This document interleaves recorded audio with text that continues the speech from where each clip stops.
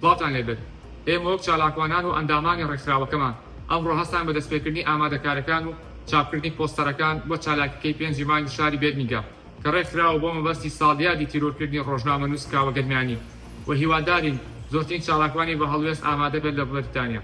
ڕێکخراوی داکۆک هەڵدەستێ بە یادکردنەوەی 12مین ساڵیادی تیرۆرکردنی شەهیدی قەڵەم ڕۆژنامەنووس کاوە گەرمیانی. هەر بۆیە من هەواڵ عەلی ساڵح چالاکوان و ئەندام ڕێکخراوی داکۆک لە ئەنجومەنی مانچستەر ئەمڕۆ هەستان بە چاپکردنی ئەم پۆستەرانە بۆ چالاکیەکەی ڕۆژی هەینی کە دەکاتە بەرواری 5/12/2025 لە سافۆڵ لە شاری مانچستەر ئەنجام دەدرێت. هەر بۆیە لێرەوە داوا لە سەرجەم چالاکوانان و ئەندامان و ڕۆژنامەنووسان دەکەم لەم ڕۆژەدا بەشدار بن. وەکو چالاکوانێک و ئەندام لە ڕێکخراوی داکۆک هەستاین بە کۆپیکردن و پرێنتکردنی پۆستەرەکان بۆ یادی کاوە گەرمیانی کە لەلایەن چەند کەسێکی دەستڕەشی خوێنمژ شەهید کران.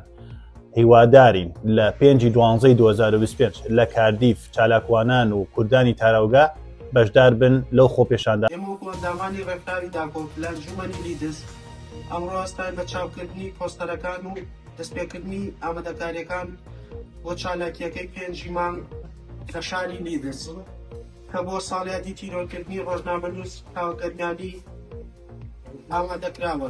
هیواداری لەو ڕۆژەدا زۆرتری ئەندام و چالاکوان لە وڵاتی بەریتانیا ئامادە بێت. وەکو ڕێکخراوی داکۆک ئەنجومەنی لیدس ئەمڕۆ هەستان بە چاپکردنی پۆستەرەکان ئامادەکاری بە ڕۆژەندانەکەی 5 مانگی 12 ساڵی شەهیدکردنی ڕۆژنامەنووس کاوە گەرمیانی بەدەستی چوتنە ماڵە.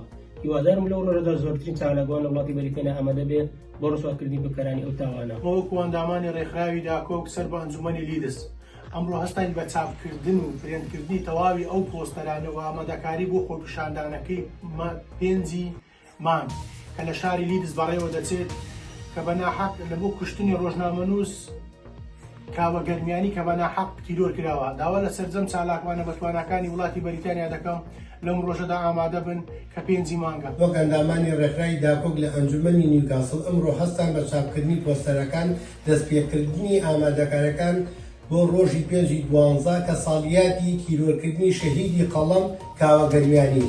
هیوادارین کە زۆرترین چالاکەوان لە ڕۆژەدا لە بەریتانیا ئامادە بێت.